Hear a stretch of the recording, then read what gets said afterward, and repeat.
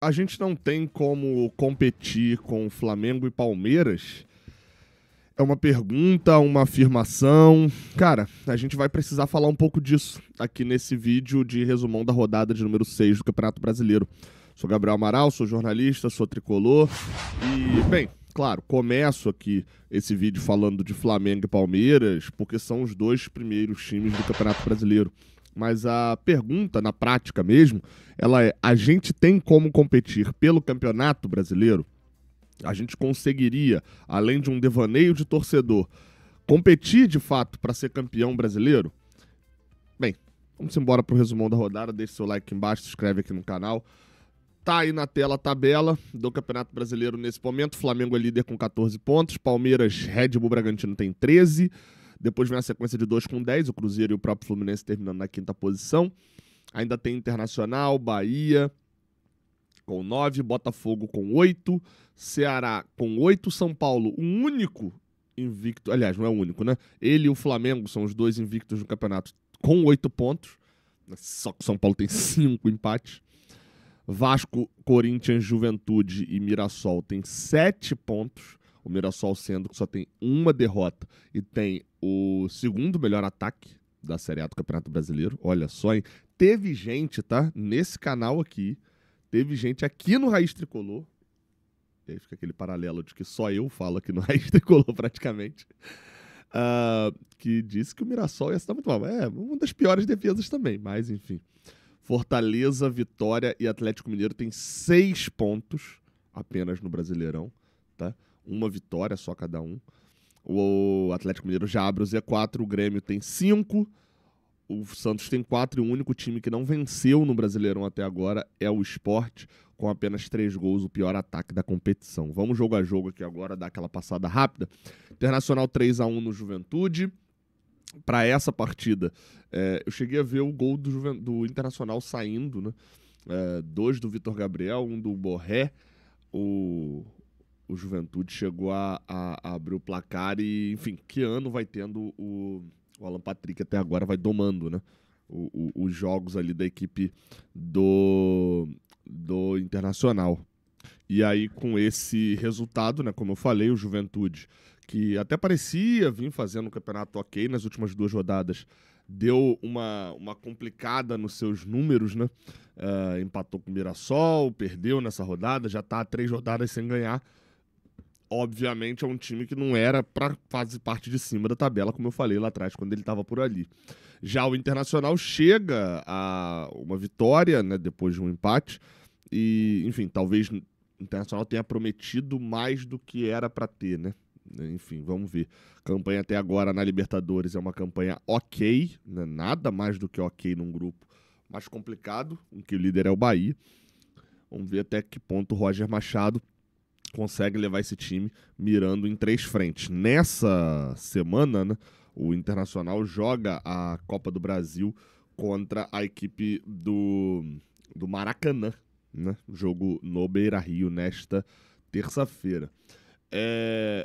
Mirassol e Atlético Mineiro 2-2. O Reinaldo, tá, um dos principais artilheiros do Brasileirão, empatou no finalzinho pro Mirassol. Jogo cheio de confusão.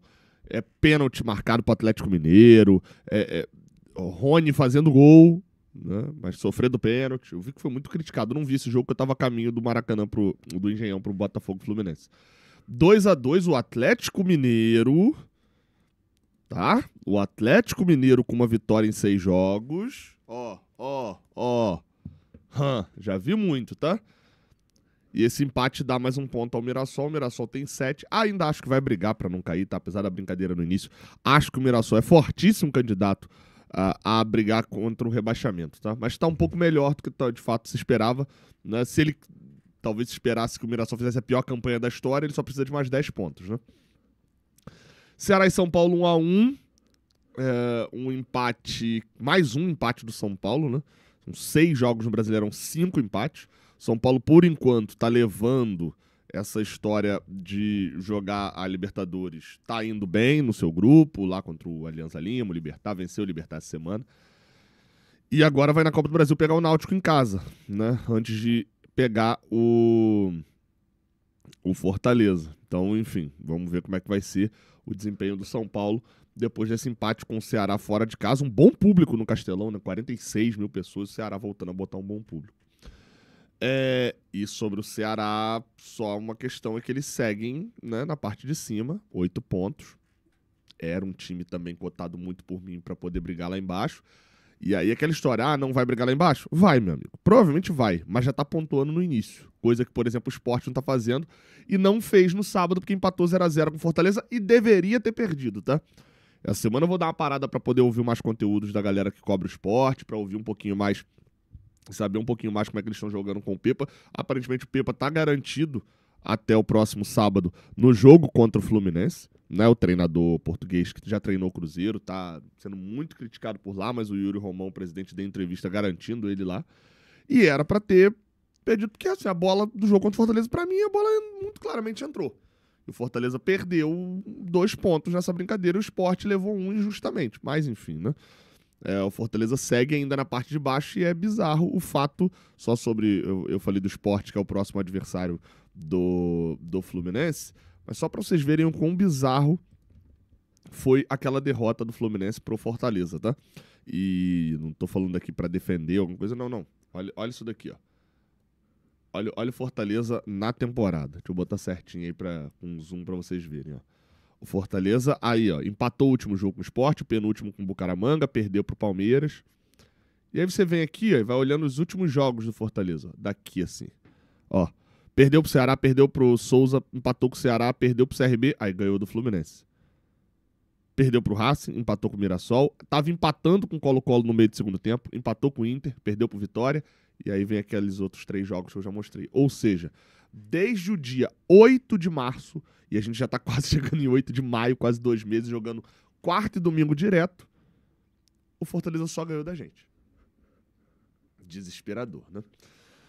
Próxima semana tem Fluminense Sport no meio de semana. O Sport já caiu da Copa do Brasil, né? O Fortaleza no meio de semana vai enfrentar o Retrô lá em Pernambuco. Não sei se seguiu em Pernambuco, né? Pela Copa do Brasil. Bem, Botafogo 2x0 no Fluminense. Só o que eu vou falar porque eu não vi isso sendo falado em lugar nenhum, tá? Eu acho que eu falei aqui no Raiz Tricolor, né? Eu confesso que não consumi muito conteúdo de Fluminense, não sei se outros tricolores falaram. Mas só pra vocês terem uma noção, tá? Se o Botafogo perde o jogo pro Fluminense, o Fluminense ganha do Botafogo, o Fluminense neste momento seria, vai lá, talvez vice-líder do campeonato, ou talvez, vai lá, terceiro colocado ali no campeonato. O Fluminense estaria com pelo menos mais 3 de saldo, né? Talvez fosse até vice-líder do campeonato, e o Botafogo estaria no Z4, e não é no Z4, não. O Botafogo estaria na 17ª posição, atrás do Atlético Mineiro, e brigando ali, porque o saldo do Botafogo não é nem tão ruim, né? Então estaria em 17º, seria dentro do Z4, tá? Então, olha a vida que a gente pode ter dado pro Botafogo. Flamengo-Corinthians, baile total do Flamengo, acho que expõe, né, o que o Corinthians é sem treinador, e expõe o que o Flamengo tem de capacidade para fazer dentro desse Brasileirão. A verdade é essa. E aí, respondendo a minha pergunta inicial, a gente consegue competir... Como é que eu vou falar? A gente consegue competir contra o Flamengo. Num jogo contra o Flamengo, talvez a gente consiga competir. Tá? Num jogo diretamente contra ele. Agora, competir com o Flamengo dentro desse Brasileirão vai ser algo difícil. Vai ser algo que a gente vai ter que ver o Flamengo passando por mais crises do que ele parece que vai passar. E esse 4x0 no Corinthians deixou bem claro isso. Os tropeços do Flamengo sob o comando do Felipe Luiz nesse ano... tropeço mesmo, é a derrota pro Central Córdoba no Maracanã. Porque empatar num clássico com o Vasco, empatar com o Internacional na estreia, não dá pra... E fazendo o volume de jogo que teve, principalmente contra o Vasco, não dá nem pra chamar totalmente de tropeço. Então, assim, a gente consegue competir contra o Flamengo, talvez. Dentro de um jogo, a gente ganhar até... Competir com o Flamengo num tiro longo de Campeonato Brasileiro vai ser muito difícil. E eu não tô falando isso só por causa de treinador, não, tá? Porque eu acho que o Felipe Luiz, de fato, merece o status que tá tendo. Tô falando por causa disso aqui. O Flamengo entrou em campo com o Rossi, que eu não acho isso tudo, mas ok. O Wesley, Léo Ortiz, Léo Pereira Ayrton Lucas, Pulgar, De La Cruz, Arrascaeta, Gerson, Arrascaeta artilheiro do campeonato, Pedro, vice-artilheiro, e Everton Cebolinha. Entraram Luiz Araújo, Bruno Henrique, Matheus Gonçalves, Gonçalo Plata e Alan. E ainda tinha no banco outros reservas, como Michael, custou um dinheirão, Juninho Carabag, que também custou um bom dinheiro, Danilo ficou no banco. O Flamengo tem um elenco, assim, indiscutivelmente melhor do que o do Fluminense, enquanto o elenco do Fluminense passa por suas crises, né? E o Corinthians, né? Enfim, Corinthians abre o olho, tem Dorival Júnior agora no comando. Palmeiras e Bahia, confesso que não vi nada desse jogo direito, só vi o gol do Kaique. Pelo que falaram, foi um Bahia muito interessante de se ver. E aí eu vi muita gente falando sobre o Kaique, né? Falando, olha aí, o Kaique, assim, mais uma vez o Fluminense revela um jogador que é bom de nível de Brasileirão. É isso. O Kaique não foi o que se esperava que ele fosse, né? O que se esperava que o Kaique fosse era um astro mundial. Não foi. O Kaique tá sendo um bom um jogador de Brasileirão. E primeira vitória do Bahia no Allianz Parque, o Bahia chega à sétima posição. Pra mim, Bahia e Internacional são, nesse momento, dois times que ameaçam e muito o Fluminense por uma vaga na Libertadores. Tá? Cruzeiro ganhou o Vasco por 1-0. A grande notícia foi o Pedrinho BH falando que o Dudu, ó... o cara é dono do Cruzeiro, mas é muita loucura, né? 1-0 no Vasco, o Vasco ainda sem treinador, e o Leonardo Jardim tendo moral no Cruzeiro. O Cruzeiro já passa o Fluminense, né? Já tá em quarto. Dos últimos 4 jogos, o Cruzeiro só perdeu 1, fez 7 pontos. Dos últimos 4 jogos, o Fluminense, por exemplo, também fez 7 pontos. Só que dos últimos 2, o Cruzeiro fez 3. A gente fez 1. Né? Vitória empatou com o Grêmio. Chegou a tomar 1-0 depois o Carlinhos, aquele mesmo que do Nova Iguaçu, que foi contratado pelo Flamengo. Empatou o jogo. O Vitória segue no campeonato fazendo aquele campeonato de catando milho, né? Pô, pior que isso é uma piada que tem mesmo. Né? Alô, torcedor do Vitória, não fiz de propósito, tá? Catando milho. Só, galera, porque tem uma piada do Vitória ter corrido igual galinha e algum bavi e tal. O catando milho é muito mais naquele sentido de ficar procurando e pegando, assim, né? Os pontinhos que caem no chão. E é quase isso que o Vitória tá fazendo desde esse Brasileirão. Tá pontuando, né? Tem 6 pontos. Enquanto Santos e Bragantino... Pô, tava 1-0 esse Santos e Bragantino. Eu não vi que tinha terminado 2-1. Saíram gols no final. O Bragantino fez o quê? Aos 37 ampliou com o La Quintana e o Santos diminuiu aos 49 com o David Washington. Teve um golaço, o primeiro gol do Bragantino, um golaço do Sacha. 2-1, olha o Red Bull em terceiro, né? Pelo visto vai ser um bom ano do Red Bull. Não apostava no Red Bull não, tá? Eu não apostava, achava que o início do Red Bull seria... e foi de fato muito ruim, né? O início do Red Bull. Tá aí, Red Bull Bragantino. Enfim, né? Vindo de uma boa sequência, tá em terceiro. Bem, já falei das posições e assim, a questão é, o Fluminense compete com e contra o Red Bull, o Fluminense compete com e contra o Cruzeiro, compete com e contra o Internacional, com e contra o Bahia, até com e contra o Botafogo também dá pra gente dizer, por mais que não tenha competido nesse final de semana. Não competiu e foi uma partida muito ruim, que é a única partida que a gente tem desde o jogo contra o Fortaleza, que era claramente para derrubar treinador. Então, o meu olhar sobre o Fluminense não vai mudar por causa de um jogo. Agora, o Fluminense não tem elenco. Se tiver 3, 4 desfalques para um jogo e o outro time desse grupo aí que eu falei, de repente dá para pensar um São Paulo, talvez se embalarem, né? Um Atlético Mineiro e Grêmio, até o Fortaleza que tem um histórico recente bom, o elenco do Fortaleza não é tão ruim, assim, o time do Fortaleza não é tão ruim. Mas hoje são times que estão mais abaixo. Mas assim, esses times que eu citei do 8º pra cima aqui, pelo menos, se estiverem completos e o Fluminense com 3, 4 desfalques, o Fluminense tem problemas na sua montagem de elenco. Até gravei um outro vídeo que vai sair ainda nessa segunda-feira falando disso sobre o Renato. Então, é meio óbvio, assim, até a minha tabela planejada, tem aqui, né? Hoje o cenário é o seguinte... A minha tabela planejada ela foi feita até o Mundial, né, que é até o jogo contra o Inter.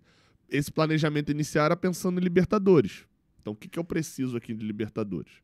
Era basicamente ir mantendo por volta dos 50% de aproveitamento, que é o que me leva para Libertadores. Talvez um pouquinho mais para poder garantir uma vaga direta. O planejamento revisado foi quando a gente venceu o Corinthians fora de casa. Eu falei, opa, dá pra gente moldar um aqui para pensar em ser campeão, né? Ah, Gabriel, você tá iludido com ser campeão. Meu amigo, parte de ser torcedor é ser iludido também. Mas eu não nego a realidade, né? Então, se for lá ver, mesmo assim eu vou falar, gente, a gente ser campeão é um delírio. Eu vou fazer os cálculos do delírio porque eu sou torcedor, mas é um delírio. Não vou deixar de te avisar que é um delírio, não. E é isso, e segue sendo. Então, assim, tá aqui a planejada. Eu não vou tirar por causa desse jogo contra o Botafogo, porque mesmo dentro do delírio, né, de ser campeão, eu achava que o empate contra o Botafogo era ok pra gente ser campeão. A gente acabou perdendo. Então, hoje o nosso cenário é o seguinte. O planejamento inicial era terminar a fase às 11 primeiras rodadas, que tem alguns jogos mais chatinhos e tal, terminar com 17 pontos. É isso que eu precisava para poder ir para Libertadores. No planejamento para ser campeão, a gente ia terminar com 21. Quanto que a gente está fazendo até agora? Igualzinho o planejamento dos 17. A gente tem 2 derrotas, 3 vitórias e um empate. E era exatamente o que eu planejava, mudando algumas, né? Planejava empatar com Fortaleza, acabei perdendo. Planejava perder pro Corinthians, acabei vencendo. Mas eu planejava vencer o Vitória, acabei empatando. Então, estamos no planejamento exato. A pontuação tá exata da Libertadores. Óbvio que o jogo contra o Botafogo, a atuação dentro de campo, dá uma desanimada geral, né? Mas eu acho que o Fluminense vai precisar responder principalmente nas 3 próximas rodadas. Onde eu, por exemplo, projetei 4 pontos, mas assim, o papel aceita uma derrota muito mais fácil do que o torcedor aceita. Boa frase essa, por sinal, né? O papel e a matemática aceitam uma derrota muito melhor do que um torcedor aceita. E essa derrota contra o Botafogo, apesar do planejamento inicial, tá aqui já. E, novamente, né, eu não torço pra derrota, né? Planejamento inicial quer dizer que a gente consegue o objetivo mesmo perdendo esse jogo. E até mesmo de ser campeão, tava aqui um empate, a forma como a gente perdeu dói muito. Então, assim, o Fluminense precisa ganhar no próximo jogo, não tem negociação dessa vitória contra o Sport, ainda mais pela fase deles. E aí depois, na outra semana, tem provavelmente um time poupado em La Paz para enfrentar o Atlético Mineiro. Esse jogo deve ser no Mineirão, né? A Arena MRV ainda tá paralisada lá por conta da troca do gramado. E aí, assim, né? Aí a gente vai ver o caminho que o Fluminense está trilhando dentro desse ano. Vencendo ou empatando lá, a gente passa a recobrar um pouco da confiança. E aí, meu amigo, é Juventude, é clássico com Vasco, é Internacional. Não são jogos facinhos, né? O último jogo, entre muitas aspas, tá? Facinho do Fluminense, ou até reformulando a frase, o último jogo onde o Fluminense entra naturalmente como muito favorito é o jogo contra o Sport, na próxima rodada. E a gente precisa pontuar bem nessa partida. Beleza? Concorda, discorda? Pode deixar aqui nos comentários. Tamo junto, até a próxima. Valeu.